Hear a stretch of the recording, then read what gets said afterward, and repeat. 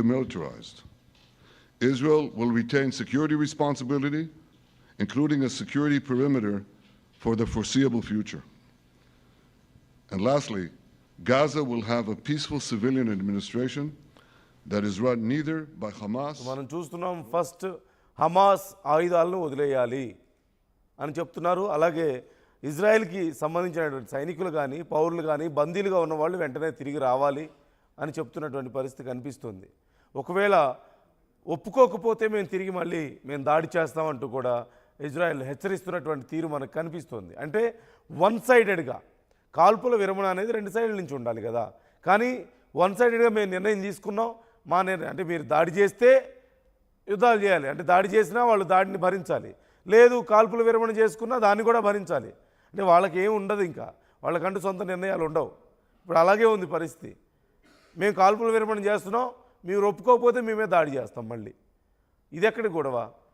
వాళ్ళతో మాట్లాడి మీకేమైనా రూల్స్ అండ్ రెగ్యులేషన్స్ ఉన్నాయా అనేది అడగాల్సింది పోయి, నిజంగా శాంతి కోసం చేస్తే ట్రంప్ అది కదా చేయాల్సింది. అలా కాకుండా ఇజ్రాయెల్ ఒప్పుకుంది కాబట్టి ఇక శాంతి, ఇజ్రాయెల్ దాడి చేస్తే అది యుద్ధం. ఇదేనా పద్ధతి? ఈ నేపథ్యంలో ట్రంప్ అసలు ఏం మాట్లాడారో ఒకసారి చూద్దాం. For the foreseeable future. So this is a big day, a beautiful day, potentially one of the great days ever in civilization. Things that have been going on for hundreds of years and thousands of years. At least we're at a minimum very, very close, and I think we're beyond very close. And I want to thank Bibi for really getting in there and doing a job. We've worked well together, as we have with many other countries, both of us, with many other countries, which is the only way this whole situation gets solved. And I'm not just talking about Gaza. Gaza is one thing, but we're talking about much beyond Gaza. The whole deal, everything getting solved. It's called peace in the Middle East. So today is a historic day for peace, and Prime Minister Netanyahu and I have just concluded an important meeting on many vital issues, including Iran, trade, the expansion of the Abraham Accords, and most importantly, we discussed how to end the war in Gaza, but it's just a part of the bigger picture, which is peace in the Middle East, and let's call it eternal peace in the Middle East. So this is far more than anybody expected, but the level of support that I've had from the nations in the Middle East and surrounding Israel and neighbors of Israel has been incredible. Every single one of them. This afternoon, after extensive consultation. It's a good day, great day, historic day అంటూ Trump చెప్తున్నారు. అంటే మానవ చరిత్రలోనే ఇది అతి గొప్ప రోజు అంటూ చెప్తున్నారు. ఆయనే ఈ శాంతి ఒప్పందాన్ని కుదిర్చానని క్రెడిట్ తీసుకునే ప్రయత్నం చేస్తున్నారు. ఇది శాంతి ఒప్పందం ఎలా అవుతుంది అనేది మరి తెలియాలి.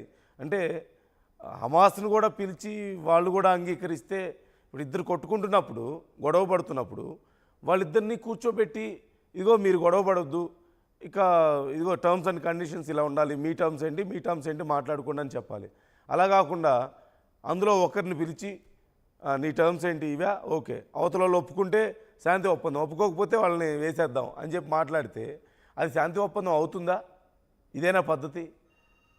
మళ్ళీ ప్రపంచ మానవాళి చరిత్రలో ఇది గొప్ప రోజుగా ట్రంప్ ప్రకటించుకుంటున్నారు. తనకి తాను ఒక గొప్ప శాంతి దూతగా, భూమి మీద శాంతి నెలకొల్పడానికి వచ్చినటువంటి ఒక ఏంజల్ లాగా ఆయన ప్రమోట్ చేసుకుంటున్నటువంటి తీరు మనకు కనిపిస్తుంది. అంటే ఇప్పుడు ఏంటంటే ఇజ్రాయెల్ అలాగే ఇటు హమాస్ కూడా సపోర్ట్ చేయాలన్నమాట. నోబెల్ శాంతి బహుమతి ఇవ్వండి ట్రంప్కి, ఆయన ఉండడం వల్లే మా రెండు దేశాలు శాంతిని చేకూర్చుకోగలిగాయి, మా ప్రజల ప్రాణాలు ఆయన కాపాడారు, ఆయన లేకపోతే మా దేశాలు లేవు అని చెప్పాలా? దానికోసమైనా ఈ తపనంతా?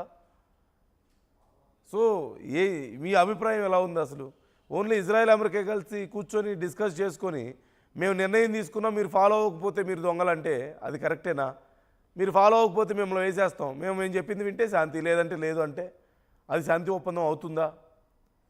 ట్రంప్ చేస్తున్నటువంటి వ్యాఖ్యలను ఎలా చూడాలి? మానవ చరిత్రలోనే ఇది అది గొప్ప రోజు అంటూ ఆయన మాట్లాడతారు. ఖచ్చితంగా హింసను వదిలేయడం అనేది మంచి పరిణామమే. అనవసరమైనటువంటి హింస దేనికి ఉపయోగం ఉండదు, నష్టం తప్ప వదిలేయడం మంచి పరిణామమే. కానీ దాంట్లో ఒక న్యాయం అనేది ఉండాలి కదా, ఒక పద్ధతి అనేది ఉండాలి కదా. సో మీ అభిప్రాయాలు ఎలా ఉన్నాయి ఈ విషయంలో? మీ అభిప్రాయాలు కూడా మాతో పంచుకోండి, కామెంట్ చేయండి.